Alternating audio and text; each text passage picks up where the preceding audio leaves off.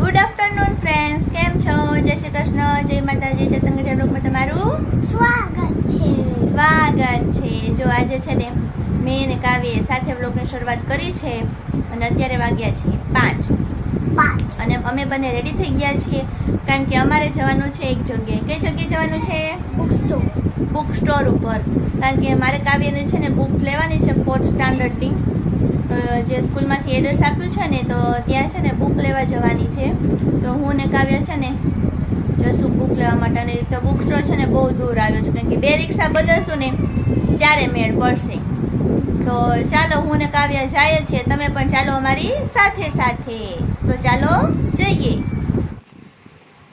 તો જો આ છે ને એ બુક સ્ટોર છે. આપણે હવે છે ને એની અંદર જઈએ છીએ.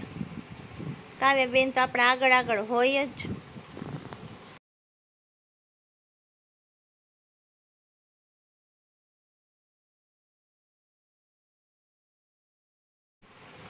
આજે અહીં છે ને ટ્રાફિક ઓછો છે. બાકી આ બુક સ્ટોરની અંદર છે ને તમારે બુક લેવી હોય ને તો લાઇનમાં ઊભો રહેવું પડે, તો જ તમારો વારો આવે, બાકી વારો જ ના આવે.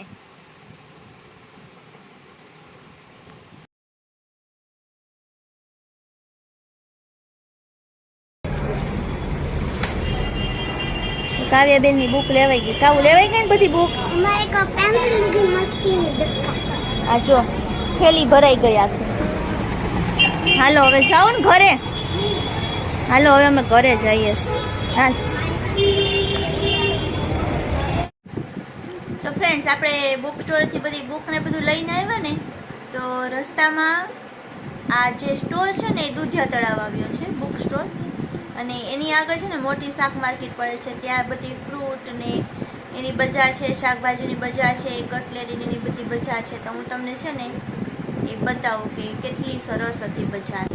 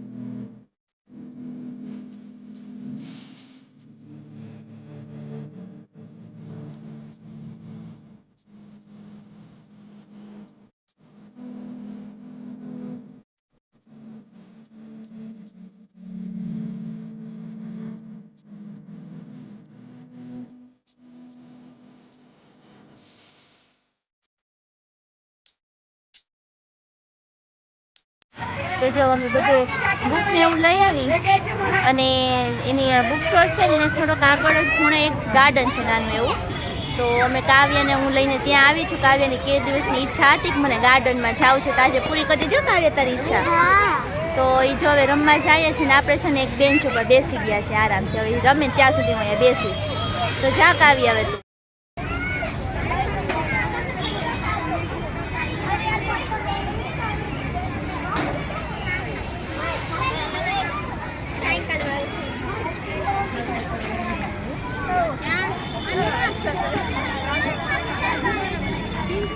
તો જો કાવ્ય પણ રમવા જાય છે. હજી વેકેશન ખુલે છે ને ગાર્ડનમાં થોડીક વધારે ભીડ છે કારણ કે હજી ભણવાનું એટલું બધું શરૂ ન થયું હોય સ્કૂલમાં. એકાદ દિવસ ગયો છે એટલે બહુ ભીડ છે.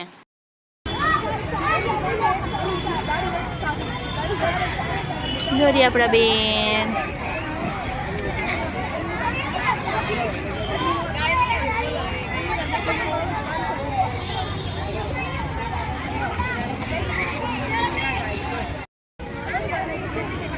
જે લસરપટ્ટી ખાવા ગઈ.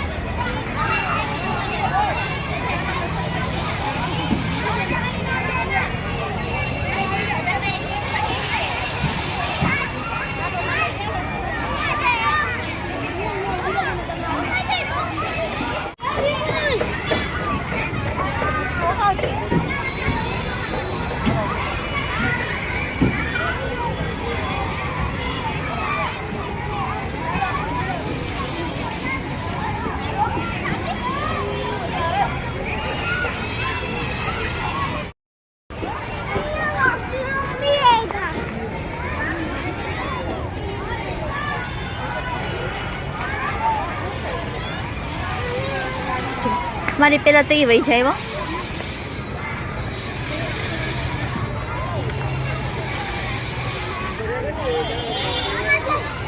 હા જા.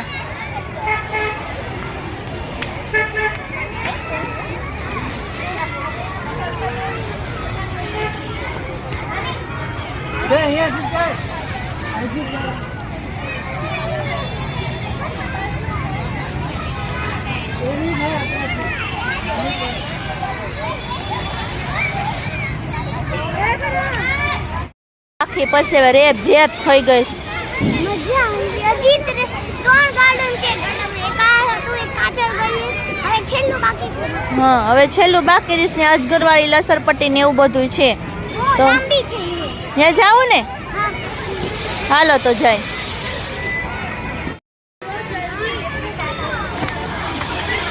આવી ગઈ બેન, હવે ઘરે જાવું ને?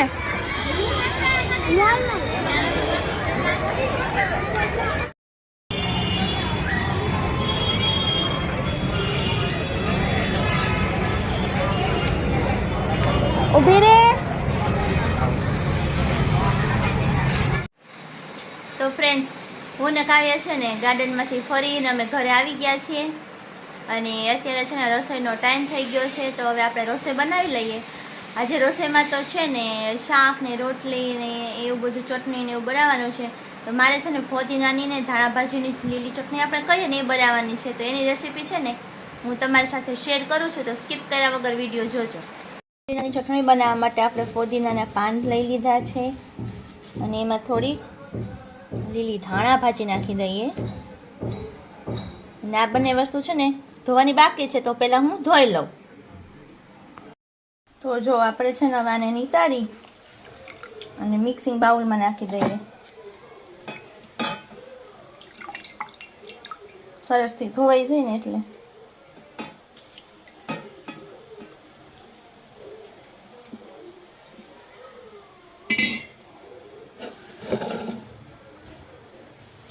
હવે આની અંદર બધા મસાલા નાખી દઈએ.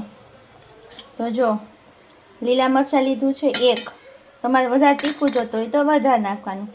આ કાચા શીંગના દાણા લીધા છે એ પણ નાખી દઈએ. સ્વાદ અનુસાર મીઠું,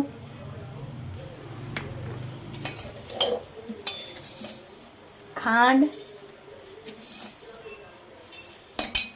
અને થોડોક લીંબુનો રસ. આ બી પડ્યા છે ને એ બધા કાઢવા પડશે.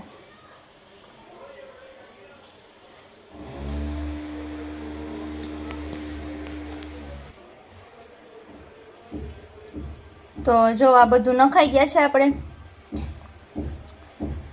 ધાણા ભાજી લીધી છે, ફોદીનો છે, લીલું મરચું, મીઠું, ખાંડ અને લીંબુ, આટલી વસ્તુ નાખી છે અને કાચા શીંગના દાણા નાખ્યા છે. હવે આને છે ને આપણે પીસી લઈએ. તો જો આપણી ચટણી પીસાઈને તૈયાર થઈ ગઈ છે ને એકદમ સરસ. લીંબુનો રસ નાખીને એટલે ચટણીનો છે ને લીલો કલર છે ને મસ્ત રહે. તો જો કેવી બની ચટણી, મસ્ત લીલી છમ એકદમ, અને ટેસ્ટમાં પણ બહુ સરસ છે હો. તો ચાલો હવે છે ને એ કામ બધું પતી ગયું છે, પછી જમી લઈએ અને જેમાં પછી છે ને આપણે કાવ્યને જે આપણે નવી બધી બુક લાવ્યા છે ને એને બધાને કવર ચડાવી દઈએ, સ્ટીકર લગાવી દઈએ, નામ બધું લખવાનું છે એ બધું કરી લઈએ. જો આ બધી છે ને નોટબુક છે. આ વખતે છે ને સિંગલ લાઈનની જ બુક આવી છે. દર વખતે 4 લાઈનની આવે, આ વખતે બધી સિંગલ લાઈનની. અને જો આ 2 કવર છે બુકને ચડાવવાના. અને જો આટલી બધી બુક છે.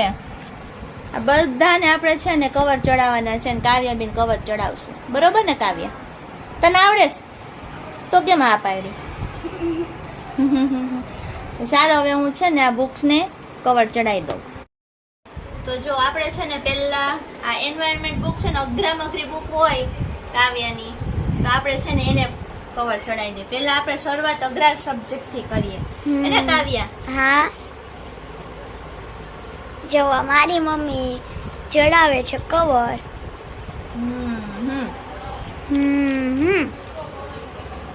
જોયા કાતર ને બધું લઈ લીધું છે. સ્ટેપલર ને કાતર બે.